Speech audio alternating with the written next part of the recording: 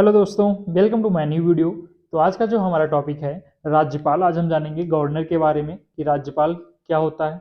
ठीक है, अभी तक हमने क्या देखा, हमने संसद की संरचना समझ ली है ना, कि बजट कैसे पारित होता है, कानून कैसे बनता है, इस सब के बारे में हमने चर्चा कर ली है। ये हमारा समाप्त हो गया टॉपिक। आज से हम देखेंगे कि राज्यपाल क्या होता है, राज्यपाल की शक्तियाँ, है ना, कि राज्यपाल किस प्रकार से कार्य करता है, इसकी नियुक्ति कैसे होती है, इनका कार्यकाल कितना होता है, इसके बारे में आज से हम चर्चा करेंगे।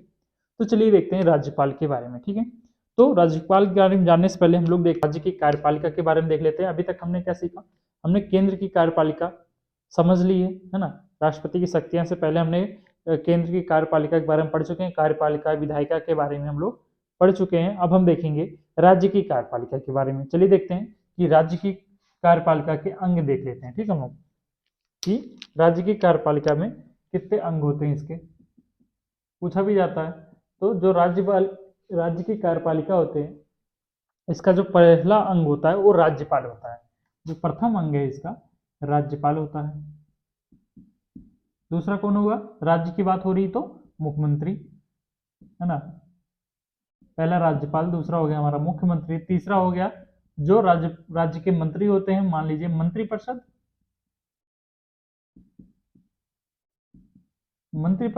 और जो सबसे लास्ट में जो होता है उसी पे हम लोग को कंफ्यूजन होता है, पेरे में पूछा जाता है। तो क्या होता है, महाधिवक्ता।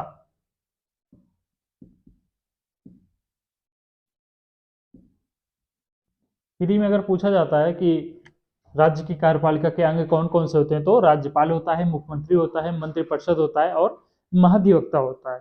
तो इसमें कंफ्यूजन हो जाती है। हम लोग तीन तो समझ लेते हैं कि राज्यपाल, मुख्यमंत्री, मंत्रिपरिषद होगा, लेकिन हम कंफ्यूज कहाँ हो जाते हैं, महाधिवक्ता पे। तो इसको आप ध्यान रखिएगा कि महाधिवक्ता भी राज्य की कार्यपालिका का एक महत्वपूर्ण अंग होता है। तो हम सीखेंगे बारी बारी, सबके बारे में समझेंगे। आज हम देखेंगे राज्यपाल, फिर देखेंगे मुख्यमंत्री, फिर मंत्रिपरिषद क्या होता है, फिर महाधिवक्ता। बारी बारी हम चारों चीजों के बारे में चर्चा करेंगे। राज्य की कार्यपालिका के अंग के बारे में हम चारों चीजों के बारे में डेली चर्चा करेंगे। आज हम देखते हैं पहले राज्यपाल के बारे में। ठीक है, राज्यपाल के बारे में आप चर्चा करेंगे। जो आज हमारा टॉपिक है राज्यपाल, हम देखेंगे आज राज्यपाल की नियुक्ति कौन करता है। ठीक है, नियुक्ति कौन करता है, तो पहले हम देखते हैं नियुक्ति के बारे में।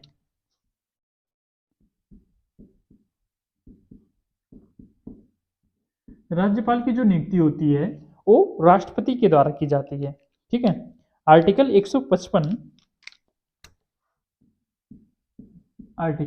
155 में नियुक्ति के बारे में बताया गया है। राज्यपाल की नियुक्ति में आर्टिकल 155 क्या कहता है कि जो नियुक्ति होगी वो राष्ट्रपति के द्वारा होगी, राष्ट्रपति के द्वारा। ठीक है, जो राज्यपाल की नियुक्ति की जा रही है, किसके द्वारा की जा रही है, राष्ट्रपति के द्वारा की जाती है। अब बात आती है कि नियुक्ति राष्ट्रपति कर दे रहा है, तो पहले क्या होती है, इस पर चर्चा होती है ना। चर्चा हुई कि राज्यपाल की नियुक्ति कैसे की जाए, इस पर चर्चा हुई जब डॉक्टर भीमराव अम्बेडकर साहब थे, नेहरू जी थे, है ना। इन लोगों ने मिलकर एक चर्चा की कि राज्यपाल कैसे नियुक्त किया जाना चाहिए। तो सबसे पहले इन्होंने क्या अपनाया, चर्चा के दौरान, है ना, चर्चा हम लोग समझ लेते हैं कि राज्यपाल की नियुक्ति कैसे हुई, चर्चा कर लेते हैं इस पर थोड़ा। चर्चा के दौरान क्या देखा गया कि एक प्रारूप संविधान देखा, है ना, सभी का संविधान देख रहे थे, प्रारूप संविधान। तो जो हमने सबसे पहले अपनाया वो क्या अपनाया, हमने अमेरिकी मॉडल अपनाया। अमेरिकी मॉडल, अमेरिकी मॉडल में क्या होता है, अमेरिकी मॉडल में आपने देखा कि वहां पे अध्यात्मात्मक प्रणाली अपनाई गई है, हमने पढ़ रखा है। हमने क्या अपनाया है, हमने संसदीय प्रणाली अपनाई हुई है। तो सबसे पहले हमने अमेरिकी मॉडल अपनाया। क्यों, क्योंकि वहां पे देखा गया कि जो राज्यपाल है, वहां पे राज्यपाल पब्लिक के द्वारा चुन के आती है ना, वहां पे जनता वोट करती है तब जाके राज्यपाल बनता है। और हमारा जो संविधान है वो बड़ा संविधान है, विशालतम संविधान है। हमने इसको समझ रखा है, हमने स्टार्टिंग में ही बताया था कि हमारा संविधान विशाल क्यों है, क्योंकि हमारे संपूर्ण भारत देश के लिए एक ही संविधान है, जबकि अमेरिका में ऐसा नहीं है। अमेरिका के लिए अलग संविधान है, बाकी अलग अलग प्रांतों के लिए अलग अलग संविधान वहाँ पे बनाए गए हैं, अलग राज्य के लिए अलग संविधान बनाया गया। तो हम कह सकते हैं वहाँ का संविधान बड़ा नहीं है, लेकिन हमारे भारत का जो संविधान है वो विशालतम संविधान है, सबसे विशालतम संविधान है, क्योंकि हम एक ही संविधान को लेके पूरे देश को एक ही संविधान के द्वारा हमने जोड़ रखा है। ठीक है, तो सबसे पहले क्या देखा गया, जब चर्चा चल रही थी तो हमने अमेरिका मॉडल अपनाया। अमेरिकी मॉडल अपनाया कि उस पर चर्चा हो रही थी कि पब्लिक के द्वारा कोई भी व्यक्ति चुना जाएगा, जो राज्यपाल पद के लिए खड़ा होगा वो चुनाव लड़ेगा, और हर राज्य में चुनाव होंगे और उन्हें जनता चुनेगी, तब जाके वो राज्यपाल बनेंगे। तो अमेरिका में ऐसा होता था, तो पहले चर्चा में अमेरिकी मॉडल अपनाया गया, लेकिन इसके बाद इसको त्याग दिया गया। क्यों त्याग दिया गया?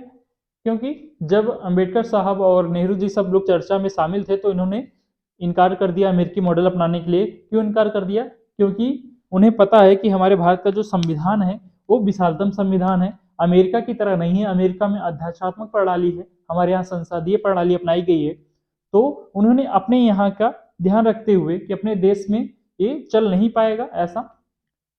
क्यों वहां पे चल रहा है अमेरिका में? इसलिए चल रहा है क्योंकि वहां हर राज्य के लिए अपना अलग संविधान है। तो उन्होंने अपने हिसाब से संविधान सरल रूप से, सुचारू रूप से चलाने के लिए अपने हर एक राज्य के लिए अलग अलग संविधान बना रखा है। लेकिन हमारे यहाँ तो एक ही संविधान है। तो नेहरू जी और अंबेडकर जी ने सोचा कि हमारे भारत में ये नहीं चल सकता, तो उन्होंने साफ इनकार कर दिया अमेरिकी मॉडल को अपनाने के लिए। तो उन्होंने त्याग कर दिया और क्या अपनाया? कनाडाई मॉडल अपनाया, कनाडा का मॉडल अपनाया, कनाडाई मॉडल। अब बताती कि कनाडाई मॉडल में क्या है। तो कनाडाई मॉडल में है सिंपल सा कि इसमें जो राज्यपाल चुना जाता है वो केंद्र की सरकार द्वारा चुना जाता है।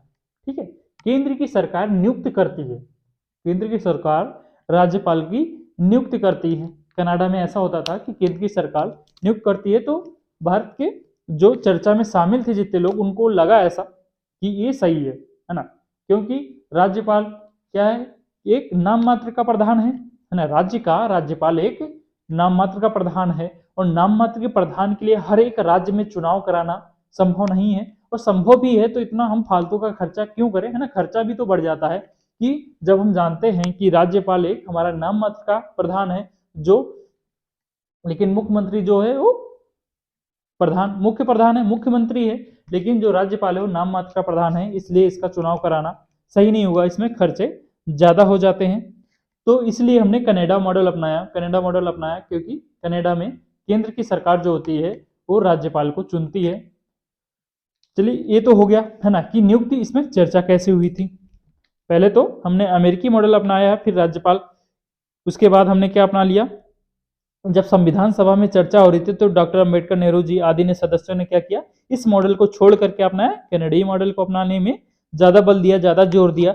अर्थात क्या हुआ कि राज्यपाल केंद्र के द्वारा नियुक्त किया जाने लगा, है ना। केंद्र के द्वारा नियुक्त किया जाने लगा, यानी कि राष्ट्रपति के द्वारा। आपको पता है कि राष्ट्रपति मंत्रिपरिषद की सलाह से ही कार्य करता है। तो हम कह सकते हैं कि केंद्र के द्वारा नियुक्ति हो रही है, लेकिन नियुक्ति कौन करता है? राष्ट्रपति करता है। आप इस पर ध्यान रखिएगा। अब इसमें क्या होती है, जब नियुक्ति की गई तो इसके लिए बहुत सारे तर्क प्रस्तुत किए गए कि हम ऐसी नियुक्ति क्यों कर रहे हैं। ठीक है, उनको तो तर्क भी तो देना पड़ेगा कि हम किस लिए कनाडा मॉडल को हम किस लिए अपना रहे हैं। उनको इसके लिए बहुत सारे तर्क भी देने पड़े कि हम ऐसा क्यों कर रहे हैं। तो उन्होंने तर्क इसलिए दिया कि जो नियुक्ति है राज्यपाल के माध्यम से केंद्र सरकार राज्यों के प्रति अपने उत्तरदायित्व के भली भांति निर्वाह कर सकेगी, इसके लिए किया गया, है ना। कि जो केंद्र की सरकार है वो राज्यपाल को किस लिए रखती है कि उनको एक पता चले, इंटरलिंक कर दिया गया, है ना, कि राज्य है, ये राज्य की सरकार है और यहाँ पे केंद्र बैठा हुआ है। तो केंद्र को यहाँ से थोड़ी पता है कि राज्य में क्या चल रहा है ना। उनको तो नहीं पता कि राज्य में क्या चल रहा है। तो उन्होंने एक राज्यपाल की नियुक्ति कर दी, राज्यपाल की नियुक्ति कर दी, है ना। एक ऐसा पद है कि राज्यपाल बताता है केंद्र में कि इस राज्य में क्या चल रहा है, क्या सही चल रहा है कि नहीं चल रहा है, क्या कमी है। तो उसकी पूर्ति क्या करता है? केंद्र करता है। कि केंद्र की जिम्मेदारी है हर एक राज्य की देखरेख करना, उसकी सुरक्षा करना, उसको जो कमी है उस कमी को पूरी करने की जिम्मेदारी किसके पास है? केंद्र के पास है। आर्टिकल 355 में हमने पढ़ रखा है ना।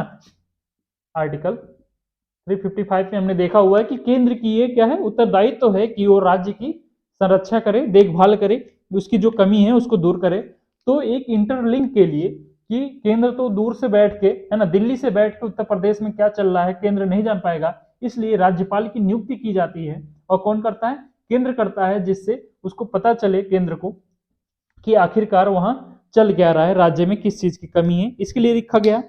और क्या कह सकते हैं कि जो निर्वाचित राज्यपाल होगा, अगर मान लीजिए उन्होंने एक तर्क दिया कि पहले जो चर्चा हो रही थी कि हम अमेरिकी मॉडल अपनाएंगे, पहले चर्चा में हुआ था कि अमेरिकी मॉडल अपनाएंगे, तो जब वहां पे तर्क की बारी आई कि हमने अमेरिकी मॉडल क्यों नहीं अपनाया, है ना, तो अंबेडकर साहब ने क्या जवाब दिया कि अगर हम अमेरिकी मॉडल अपना लेते, है ना, अगर हम अमेरिकी मॉडल अपना लेते हैं तो जनता द्वारा चुना जाता राज्यपाल, जो राज्यपाल है वो जनता के द्वारा चुना जाता, और जो एक मुख्यमंत्री होता है, एक मुख्यमंत्री होता है छोटे से विधानसभा से चुन के आता है ना, जो हमारे जैसे 75 उत्तर प्रदेश में 75 विधानसभा है, तो एक छोटे से विधानसभा से एक मुख्यमंत्री चुन के आता है, बाकी जो उसका जितने सदस्य होते हैं वो चुन के जिसको मुख्यमंत्री मानना चाहते हैं उसको मान लेते हैं। तो एक विधानसभा से मुख्यमंत्री चुन के आ रहा है, लेकिन अगर राज्यपाल पूरे उत्तर प्रदेश में जीत के आएगा, है ना, पूरे राज्य से एक राज्यपाल जीत के आएगा, तो क्या हो जाएगा कि जो निर्वाचित राज्यपाल रहेगा वो मुख्यमंत्री से स्वयं को क्या करेगा, श्रेष्ठ समझेगा, है ना, अपने आप को बड़ा समझेगा, और इसमें क्या होगा, टकराव होगा दोनों में। जाहिर सी बात है कि राज्यपाल क्या कहेगा, भैया तुम तो एक छोटे से विधानसभा से जीत के आए हो, हम तो पूरे राज्य को जीता हुआ है ना। उसने तो राज्यपाल अगर जनता के माध्यम से चुन के आएगा तो यही कहेगा, है ना, कि हमने तो पूरा राज्य जीता हुआ है, आप तो एक छोटे से विधानसभा से आएंगे। तो राज्यपाल राष्ट्र जो मुख्यमंत्री से अपने आप को हमेशा श्रेष्ठ मानेगा, तो क्या होगा, दोनों के बीच टकराव उत्पन्न होगा। तो एक बड़ा कारण था अमेरिकी मॉडल ना अपनाने के लिए।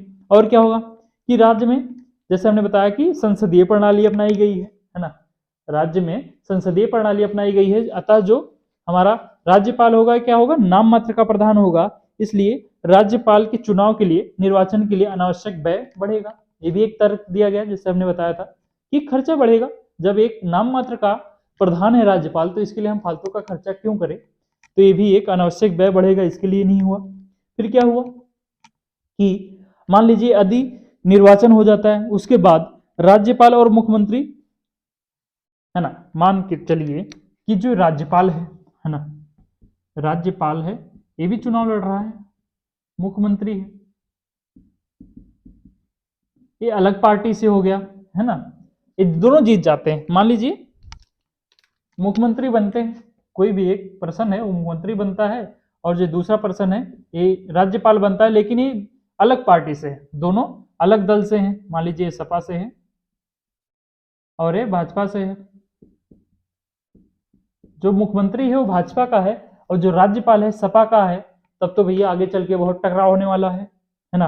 अगर चुन लिए जाते हैं, अगर पब्लिक के द्वारा ही राज्यपाल चुना जाएगा और मुख्यमंत्री दूसरी पार्टी का बन जाता है और जो राज्यपाल है वो दूसरी का बन जाता है, तो क्या हो जाएगा, सत्ता के शीर्ष पे राजनीतिक टकराव जन्म ले लेगा, है ना। इसकी बात नहीं मानेगा, इसकी बात नहीं मानेगा, तो ये भी एक बड़ा कारण हुआ कि हमने अमेरिकी मॉडल नहीं अपनाया। और क्या हो जाएगा कि जो राज्यपाल है ना, राज्यपाल से निष्पक्ष भूमिका की जो अपेक्षा की जाती है कि राज्यपाल अपना जो कार्य करेगा वो निष्पक्ष मन से करेगा। यदि यदि एक अलग पार्टी का हो गया तो ये तो सही से कार्य नहीं करेगा। और मान लीजिए दोनों एक ही पार्टी के हो गए, राज्यपाल और मुख्यमंत्री दोनों एक ही पार्टी के हो गए, अब भाजपा, है ना, भाजपा का ही राज्यपाल हो गया, भाजपा का मुख्यमंत्री हो गया, तो अगर राज्य में कुछ सही काम नहीं कर रहे होंगे, है ना, दोनों मिलके सही काम नहीं करेंगे, तो इससे क्या होगा, एक कल्याणकारी राज्य नहीं बन पाएगा। तो ये सब कारण, एक सब तर्क दिए गए कि अमेरिकी मॉडल किस लिए नहीं अपनाया गया। तो आई होप आपको समझ में आया होगा कि हमने कनाडाई मॉडल क्यों अपनाया। ठीक है, अब चलिए हम देखते हैं, हमें नियुक्ति और नियुक्ति पर चर्चा कैसी हुई थी, किस प्रकार से नियुक्ति की गई, इसके बारे में हमने समझ लिया है। अब हम चलते ही देखते हैं कि एक राज्यपाल के लिए योग्यता कौन कौन सी होनी चाहिए। जो राष्ट्रपति नियुक्त करता है तो उसके पहले क्या देखता है और क्या योग्यता होनी चाहिए किसी भी व्यक्ति के अंदर राज्यपाल बनने के लिए। तो चलिए देख लेते हैं हम लोग योग्यता के बारे में।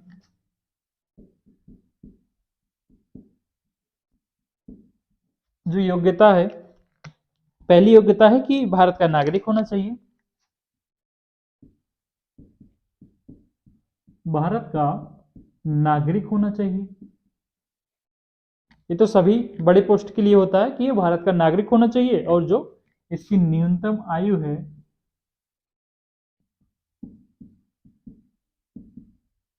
35 वर्ष होनी चाहिए, है ना। न्यूनतम आयु जो होगी इसकी 35 वर्ष की होगी। तो ये दो योग्यता हो गई, लेकिन बस इन्हीं दो योग्यता के लिए ही नहीं है ना, बस यही दो योग्यता नहीं है, इसमें कुछ परंपराएं भी, इसकी नियुक्ति के लिए कुछ परंपरा भी है। राज्यपाल की नियुक्ति के लिए परंपरा है। पेपर में पूछा जाता है, बहुत पूछा जाता है कि राज्यपाल की नियुक्ति में कौन सी परंपरा अपनाई जाती है या देखी जाती है, तो उसको आप ध्यान से देखिएगा। परंपरा के बारे में हम चर्चा करते हैं, तो पेपर में प्री में पूछा जाता है परंपरा के। तो इसमें क्या लिखा है, परंपरा ये होती है कि राज्यपाल अगर उस राज्य का, है ना, अगर राज्यपाल उसको बनना है तो उस राज्य का निवासी नहीं होगा जहां से वो राज्यपाल नियुक्त किया जाना होगा। ठीक है, राज्यपाल उस राज्य का निवासी, पहला जो है कि राज्यपाल उस राज्य का निवासी नहीं होगा जहां से उसे राज्यपाल चुनना होगा, राज्यपाल नियुक्त करना होगा।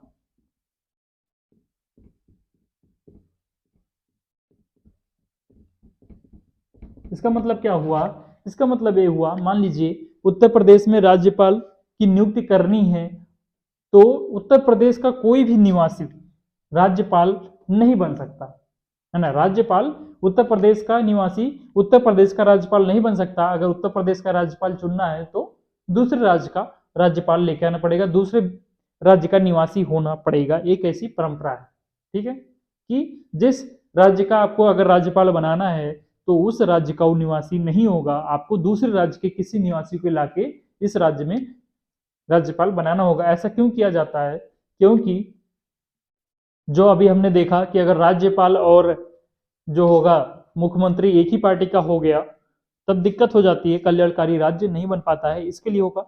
और दूसरा जो परंपरा है हमारे यहाँ कि नियुक्ति से पूर्व संबंधित राज्य के सीएम से परामर्श किया जाए।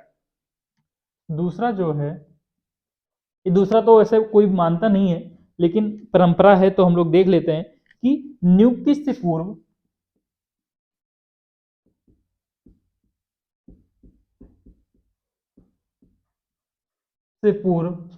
नियुक्ति से पूर्व संबंधित राज्य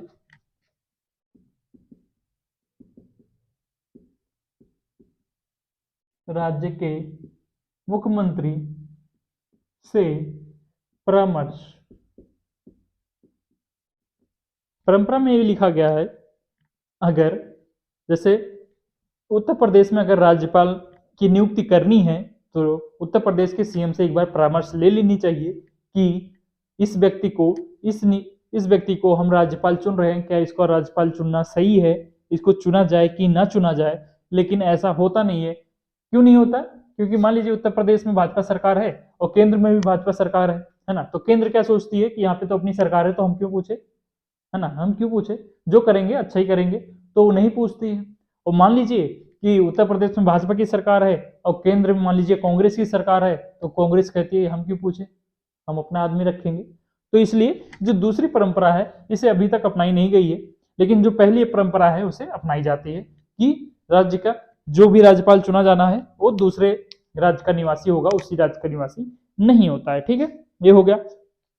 योग्यता देख ली हमने, परंपरा समझ ली, योग्यता के लिए क्या परंपरा है हमारे इंडिया में।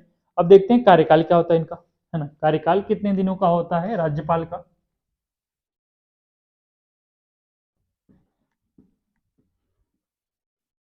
हम समझेंगे कि एक राज्यपाल का, गवर्नर का कार्यकाल कितना होता है। तो कार्यकाल के बारे में आर्टिकल 156 में इसके बारे में चर्चा की गई है ना। संविधान में हमारे आर्टिकल 156 में कार्यकाल के बारे में बताया गया है राज्यपाल के। तो आर्टिकल 156 क्या कहता है, 156 क्या कहता है कि राज्यपाल राष्ट्रपति के पश्चात पर्यंत पद धारण करता है। राज्यपाल राष्ट्रपति के प्रसाद पर्यंत पद धारण करता है। इसका क्या मतलब हुआ कि जो राज्यपाल है वो राष्ट्रपति के प्रसाद पर्यंत पद धारण करता है। चलिए अभी समझाते हैं हम इसको। और कार्यकाल कितने दिन का होता है? 5 वर्ष का होता है, जब से पद ग्रहण की तिथि से जोड़ा जाता है ना। 5 वर्ष का और पद ग्रहण से जोड़ा जाता है 5 वर्ष। अब बात आती है कि राष्ट्रपति के प्रसाद पर्यंत पद धारण करने का क्या मतलब हुआ। तो प्रसाद पर्यंत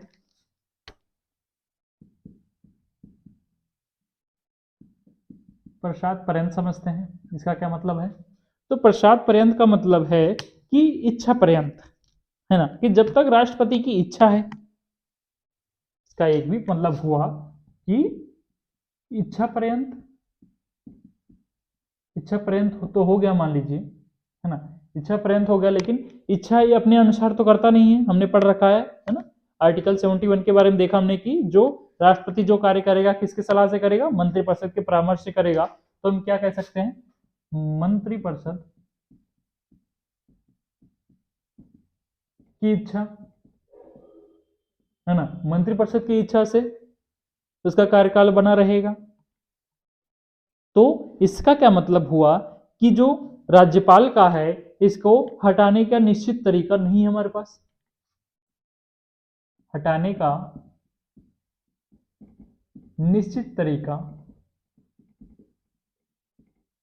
नहीं है हमारे संविधान में। इसके बारे में चर्चा नहीं की गई है कि राज्यपाल को किस प्रकार से हटाया जाएगा। ठीक है, तो इससे क्या समझ में आ रहा है कि जो प्रसाद पर्यंत हमने देखा कि इच्छा पर्यंत, की राष्ट्रपति की जब तक इच्छा रहेगी तब तक वो क्या बना रहेगा, राज्यपाल बना रहेगा। और इच्छा पर्यंत जो राष्ट्रपति होता है किसके द्वारा कार्य करता है, मंत्रिपरिषद की सलाह के द्वारा कार्य करता है। तो इसका मतलब ये भी हुआ कि मंत्रिपरिषद की जब तक इच्छा बनी रहेगी तब तक वो राज्यपाल बना रहेगा। तो इससे हम क्या कह सकते हैं कि राज्यपाल के कार्यकाल को संवैधानिक संरक्षण नहीं दिया गया है ना, संवैधानिक संरक्षण नहीं है ना। इसको संवैधानिक संरक्षण, राज्यपाल के जो कार्यकाल के संवैधानिक संरक्षण नहीं दिया गया है ना, कि फिक्स नहीं किया गया है। इसमें क्या लिखा गया है कि राज्यपाल राष्ट्रपति के प्रसाद पर्यंत पद धारण करता है, इसकी इच्छा अनुसार जब तक उसकी इच्छा रहेगी तब तक वो बना रहेगा। लेकिन यहाँ पे ध्यान देने वाली बात होगी कि सुप्रीम कोर्ट ने एक केस, बहुत इंपॉर्टेंट केस है, हरिगोविंद विसेस रघुकुल का। हरिगोविंद विसेस रघुकुल, सुप्रीम कोर्ट, है ना, एक केस हुआ था हरिगोविंद वर्सेस रघुकुल में। तो सुप्रीम कोर्ट ने क्या कहा था इस केस में कि जो राज्यपाल है वो राष्ट्रपति के अधीन नहीं है, यह एक स्वतंत्र पद है। क्या है, एक स्वतंत्र पद है। और जो प्रसाद पर्यंत है यह एक प्रक्रिया है। क्या है, एक प्रक्रिया है। सुप्रीम कोर्ट ने अभी ये क्लियर कर दिया गया है कि जो प्रसाद पर्यंत है यह इच्छा पर्यंत नहीं है, मंत्रिपरिषद की इच्छा से नहीं होगा, ये केवल एक प्रक्रिया है। यह केवल एक प्रक्रिया है। सुप्रीम कोर्ट ने क्या कहा कि एक स्वतंत्र पद है, राज्यपाल क्या है, एक स्वतंत्र पद है। ठीक है, ये समझ में आ गया कार्यकाल के बारे में। अब चलिए देख लेते हैं क्या सेवा शर्तें हैं इनकी। सेवा शर्तें देख लेते हैं।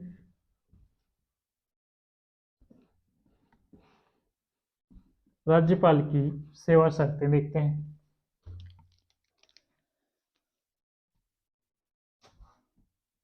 सेवा शर्तें, राज्यपाल की सेवा शर्तें। तो आर्टिकल 158, आर्टिकल 158 में राज्यपाल की सेवा शर्तें के बारे में बताया गया है। तो आर्टिकल 158 क्या कहता है कि राज्यपाल संसद या राज्य विधान मंडल के किसी भी सदन का सदस्य नहीं हो सकता, है ना। राज्यपाल, जो पहला है सेवा शर्तें कि राज्यपाल संसद के किसी भी सदन का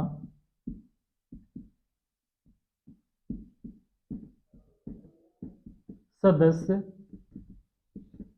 नहीं हो सकता। ठीक है, तो सेवा शर्त में सबसे पहले क्या है कि जो राज्यपाल बनेगा वो संसद के किसी भी सदन का सदस्य नहीं होगा। इसका क्या मतलब हुआ, अगर मान लीजिए वो संसद के किसी भी सदन का वो सदस्य है, लेकिन जब उसे राज्यपाल नियुक्त किया जाएगा तो उसी दिन से उसकी सदस्यता चली जाएगी। ठीक है, उसकी सदस्यता समाप्त हो जाएगी जिस दिन वो राज्यपाल का शपथ लेगा या उसे नियुक्त की जाएगी। ठीक है, उसी दिन समाप्त हो जाएगा। और क्या है कि लाभ का पद धारण नहीं कर सकता, लाभ का पद धारण नहीं कर सकता। राज्यपाल जो है वो लाभ का पद धारण नहीं कर सकता। ये आर्टिकल 158 में इसके बारे में चर्चा हुई है। और क्या हुआ है, सेवा शर्तें में है कि जो इसका वेतन भत्ता है वो संसद द्वारा निर्धारित होगा, है ना। जो राज्यपाल है इसको वेतन भी तो मिलेगी, जो वेतन भत्ते हैं वो कौन तय करेगा, तो संसद द्वारा तय होगा, संसद द्वारा तय होता है, संसद द्वारा तय होता है। और कार्यकाल के दौरान इनके वेतन में कमी नहीं की जाती। चौथा है हमारा कि कार्यकाल के दौरान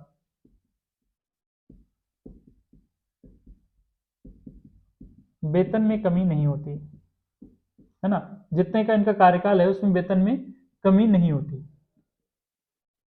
वेतन में कटौती नहीं हो सकती। जितने साल के लिए वो राज्यपाल है उनको एक समान वेतन मिलता रहेगा। तो आर्टिकल 153 के अनुसार क्या है कि प्रत्येक राज्य का एक राज्यपाल होगा, है ना। आर्टिकल 153 कहता है कि प्रत्येक राज्य का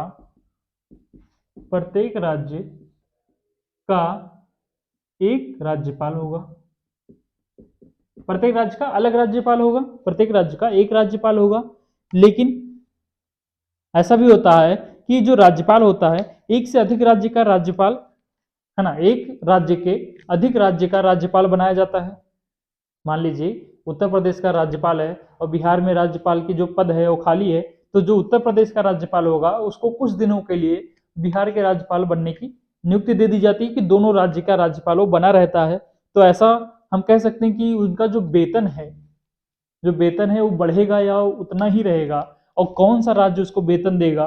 तो जो इसमें बातें में जो शर्त रखी गई है कि अगर मान लीजिए उत्तर प्रदेश का भी राज्यपाल है और बिहार का राज्यपाल है तो दोनों बराबर बराबर हिस्सा देगा। आधा वेतन उत्तर प्रदेश सरकार देगी और आधा वेतन कौन देगा, बिहार की सरकार देगी। ठीक है, व्यवहार तो यही है कि बराबर समान अनुपात में होगा। और कौन करता है, राष्ट्रपति निश्चित करता है। ठीक है, वैसे तो लिखा गया है संविधान में कि उन राज्यों के बीच में जो अनुपात होगा, वेतन का अनुपात होगा, वो राष्ट्रपति निश्चित करता है, लेकिन ऐसा नहीं होता है। जो हमारे व्यवहार में है, जो भारत में चलता आ रहा है, क्या है कि बराबर समान अनुपात में होगा।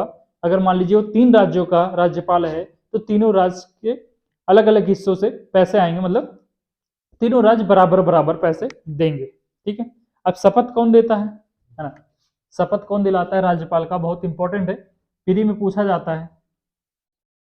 बहुत से बच्चे गलत करके आते हैं। क्यों गलत करके आते हैं, वो दिमाग लगाते हैं कि जो राज्यपाल की नियुक्ति कौन करता है, तो राष्ट्रपति करता है, तो शपथ भी राष्ट्रपति दिलवाता होगा। तो यूपीएससी ऐसे ही क्वेश्चन करती है, ट्रिकी क्वेश्चन, कि आप बच्चे गलत करके आए, तो इसको आप ध्यान में रखिएगा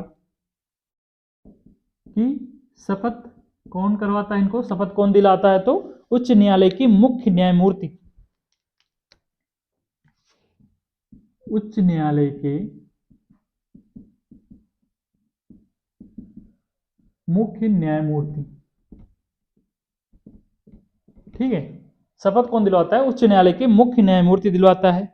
और शपथ में क्या क्या कहलवाते हैं उनसे कि जिस पद को आप ग्रहण कर रहे हैं उसका कर्तव्यों का निर्वाह अच्छी तरीके से आप करेंगे, पद व कर्तव्यों का निर्वाह, है ना। जिस पद पे आप हो राज्यपाल, और जो राज्यपाल के कर्तव्य हैं उसका जो निर्वाह हो आप अच्छी तरीके से करेंगे। और क्या है कि संविधान का संरक्षण, प्रतिरक्षण व परिरक्षण करने के लिए हमेशा तैयार रहेंगे, है ना। संविधान का संरक्षण यही हमने देखा था। राष्ट्रपति के लिए भी यही था, है ना, कि संविधान का संरक्षण,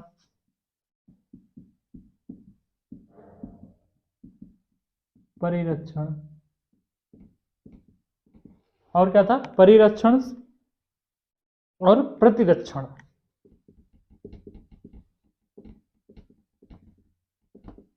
है ना। जो शपथ लेते हैं, क्या लेते हैं कि संविधान की सुरक्षा, संरक्षण, कि जो राज्य कार्य कर रहा है, जो राज्य का मुख्यमंत्री कर रहा है, उस संविधान के दायरे के अंदर कार्य कर रहा है कि नहीं कर रहा है। अगर नहीं कर रहा है तो उसको सही करेगा या केंद्र को इसके बारे में सूचना देगा।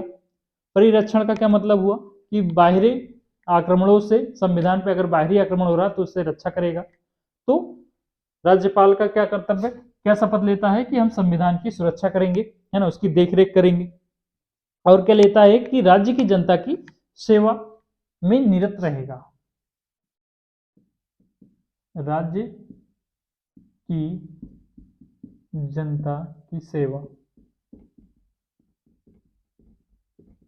है ना, वो निरंतर राज्य की जनता की सेवा में लगा रहेगा।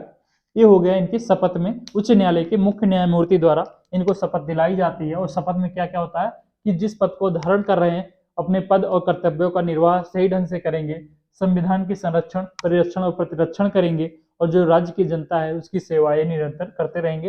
ये 3 इनको शपथ में दिलाई जाती है और उच्च न्यायालय के मुख्य न्यायमूर्ति के द्वारा इनको शपथ दिलाया जाता है। तो ध्यान रखिएगा।